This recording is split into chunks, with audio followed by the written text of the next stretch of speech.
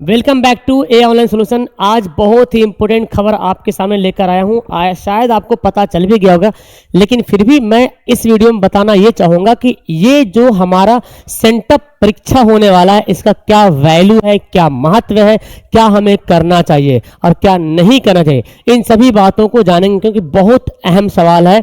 और अभी आपका जैसे आप 10 में गए थे तो हर साल मंथली एग्जाम होते आ रहा, लेकिन ये है सेंटअप एग्जाम। सेंटअप एग्जाम के बाद आपका मंथली एग्जाम अब नहीं होगा, यानी कि समझ लीजिए मंथली एग्जाम का फाइनल एग्जाम ये रहा है। ओके, तो इसके बारे में पहले जानेंगे सारी डिटेल्स और किस तरह से इसमें सवाल पूछा जाता है, क्या हमारे लिए बहुत जरूरी है एग्जाम देना, है ना। बहुत सारे बच्चे ऐसे भी हैं जो एग्जाम तो देंगे वो मैट्रिक का बिहार से, लेकिन वो दिल्ली में रह रहे हैं, मुंबई में रह रहे हैं, राजस्थान में रह रहे हैं अपने फैमिली के साथ, लेकिन वो पढ़ाई कर रहे हैं। तो उनको क्या जरूरी है और क्या जरूरी नहीं है, चलिए तो हम इसमें बताएंगे। ये देख सकते हैं आप, यहाँ पे दिया हुआ है आपके सेंटअप एग्जाम का जो डेट है ना। वो पहली बात तो मैं बोलूं कि भाई इस वीडियो को पूरी देखना, समझ जाना ध्यान से, छोटी वीडियो होने वाली है और क्लास में भी होती है, सब्सक्राइब लाइक भी करना। मैट्रिक परीक्षा 2025 के लिए ये दिया हुआ है सैद्धांतिक विषय की सेंटअप परीक्षा, मतलब वही बोला गया आपका सेंटअप परीक्षा मतलब क्या होता है। सेंटअप मतलब होता है आपके स्कूल को ही सेंटर बनाया जाएगा, है ना। और जैसे फाइनल एग्जाम होता ना, सेम हूबहू उसी प्रकार एग्जाम लिया जाएगा, मतलब उतना टाइट नहीं रहेगा लेकिन उसी टाइप का रहेगा।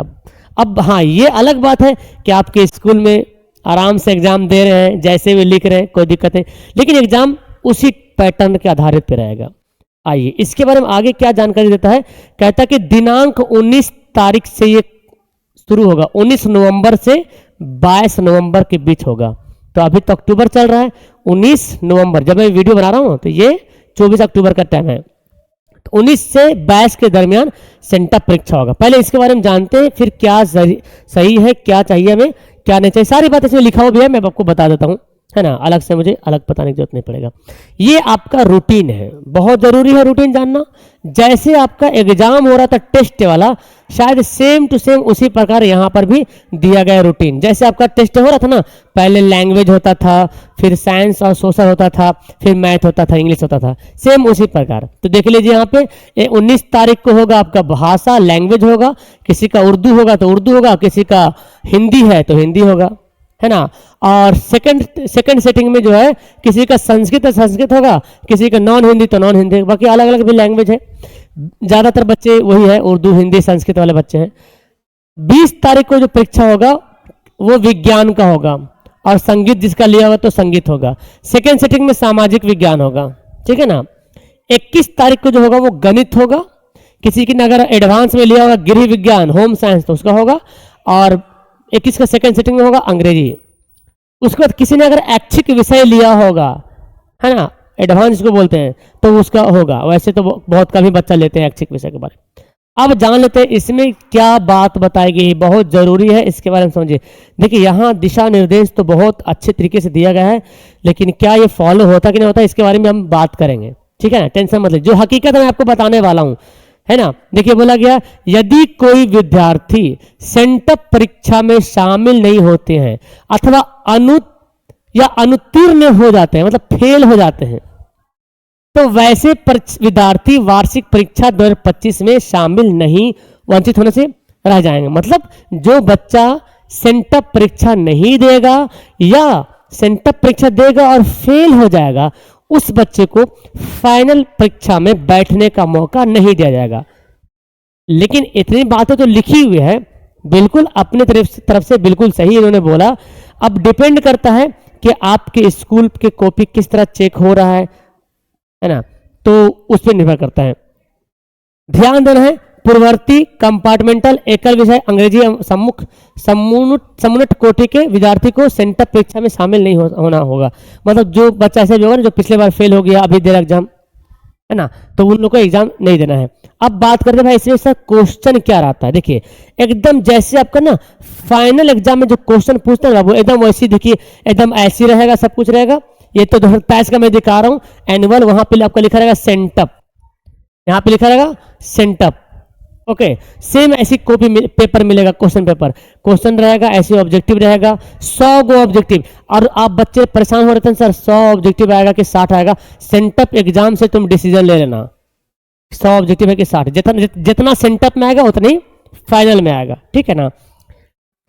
तो लघु उत्तर प्रश्न भी आपको रहेगा इस तरह से, और दीर्घ उत्तर प्रश्न भी यहाँ पे रहेगा, सेम टू सेम, हु बहु, हाँ सेंटअप मतलब फाइनल परीक्षा रहेगा।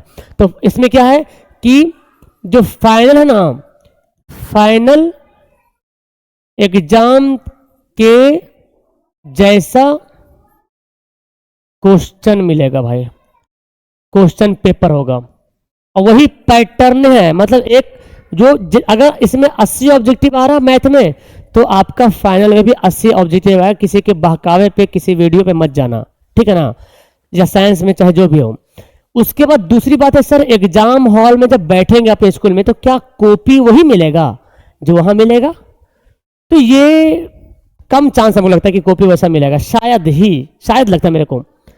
लेकिन दे दे तो अच्छी बात है कि हमको चांस बहुत कम लगा, क्योंकि पिछली बार देखे तो नॉर्मली जैसे अभी कैसे टेस्ट हो रहा है उसी में एग्जाम हो जा रहा है। तो कॉपी के बारे में ना, कॉपी कैसा रहेगा, तो ये थोड़ा सा हम सही गलत दोनों बोल सकते हैं, मतलब कोई जरूरी नहीं, लेकिन क्वेश्चन कंफर्म है कि उसी पैटर्न का रहेगा, ठीक है ना। ये हो गया। दूसरी बात बोले सर क्या है ना, क्या उपस्थिति जरूरी है, उपस्थिति जो है ना अनिवार्य है?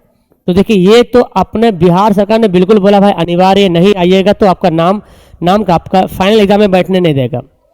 लेकिन आपसे मैं एक बात बोलता हूं, आप परीक्षा दीजिए, स्कूल वाला ना फेल किसी को नहीं करता है, तो जान लीजिए, क्योंकि फेल करे तो बदनामी स्कूल को होगा। परीक्षा में बैठे, जो आपको आता है, जितना आता है दीजिए। अब ऐसा भी बहुत सारा, पिछले बार ऐसे ही बच्चे सुने थे कि सर हम यहाँ नहीं है, कॉल कर दिए, मास्टर को बोल दिए, मैनेज कर दिए। तो वो स्कूल पे डिपेंड करता है। अगर आपके अटेंडेंस बन जाएगा कि ये बच्चा एग्जाम दिया है, ये स्कूल के अंदर, ये स्कूल तक ही रहेगा, कॉपी आपका स्कूल में रहेगा, कहीं बाहर नहीं जाएगा, है ना। चेक स्कूल में होगा, पास फेल स्कूल में होगा, पास करना है या फेल करना है स्कूल के हाथ में है, ठीक है। तो मैं तो बोलूंगा आप जाके बैठो, जितना बनता है बनाओ, पास तो हो जाओगे, नॉर्मल में है, ताकि आपको तजुर्बा मिल जाएगा कि कैसे एग्जाम देना है, कैसा क्वेश्चन आएगा, कितना आएगा, किस टाइप का आएगा, ये तजुर्बा मिलेगा। तो जरूर आप अनिवार्य हो तो इसको हम बोले हाँ भाई अनिवार्य है। अब कोई कंडीशन हो गया, कुछ ऐसा मामला है कि सबका फैमिली कहीं और रह रहा है, नहीं आ पा रहा है, तो फिर अपने हेडमास्टर से कांटेक्ट करो आप, ठीक है ना, ये जरूरी है। इसमें एडमिट कार्ड मिलेगा सर? क्या एडमिट कार्ड इसे भी मिलेगा? तो इसमें एडमिट कार्ड आपको नहीं मिलेगा। स्कूल जाइएगा ना, नाम तो आपका है रजिस्टर में, वहीं जाइएगा, एडमिट कार्ड नहीं मिलेगा, जाइएगा। हाँ सर बैठेंगे कैसे? जैसे फाइनल में बैठेंगे वैसे बैठेंगे क्या, ABCD या रोल 1 2 3? हालांकि कहता रूल तो यही कहता है कि सेंटअप के मतलब है फाइनल परीक्षा के जैसा बैठाइए, लेकिन रूल को फॉलो कोई नहीं करता है। तो सीटिंग अरेंजमेंट जो है ना, सीटिंग अरेंजमेंट जो है वो नहीं बोल सकते फाइनल के जैसा, बहुत कम चांस। अगर बैठा दे तो अच्छी बात है, लेकिन हमको नहीं लगता वैसे बैठाता हो। क्या सर चोरी चलेगा? चोरी तो डिपेंड करता है स्कूल पे, है ना। हो सकता है बहुत सा बच्चा ऐसे भी जाता है चीटिंग करके लिख देता है, तो आप खुद से लिखे बेहतर होगा, कोई दिक्कत वाली बात नहीं। तो मैं बोलूँगा सेंटअप परीक्षा जरूर दीजिए, और इसी को देने बाद आपको पता चलेगा कि कितना क्वेश्चन आएगा, कितना क्वेश्चन नहीं आएगा एग्जाम में, कितना पूछेगा, कितना नहीं पूछेगा, ठीक है ना। और फिर समझो कि सेंटअप आ गया है, अलार्म बज चुकी है, आप होशियार हो जाओ, तैयार हो जाओ। आप चाहते हो सर, अभी कुछ बच्चे ऐसे भी होंगे जिसके पढ़ाई नहीं हो पाया है, एकदम परेशान है, मैं बता रहा हूँ, पर्सनल सजेशन मैं दे रहा हूँ। हमारा एक चला रफ्तार बैच, मैं क्रैश कोर्स की बात नहीं कर रहा हूँ, रफ्तार बैच। आप लोग सोचते सर रफ्तार बैच के बारे में कहे बोलते, क्रैश कोर्स के बारे में नहीं बोलते। देखिए रफ्तार बैच में सभी चैप्टर के एनालिसिस एकदम डिटेल्स वीडियो डाले हुए हैं। आप यूट्यूब को अवॉइड करो, जब क्लास चलती तब वहां पे आओ, और रफ्तार बैच में ऑल वीडियो आप वॉच करो, बैठो, कंप्लीट करो कोर्स, तभी आपका यहाँ पे बेहतर हो पाएगा, कोर्स कंप्लीट हो पाएगा, ठीक है ना। और सर इसका क्या लगेगा पैसा? 399 का फी है, लेकिन आपको 349 रुपये लगेगा। मोबाइल नंबर यहाँ पे दिख रहा है, इस पर कॉल करो, कॉन्टेक्ट करो और कोर्स में ज्वाइन हो जाओ, ठीक है ना। उम्मीद करते हैं कि आपको समझ आ गया। कोई प्रतिक्रिया है तो नीचे कमेंट करें। Okay bye.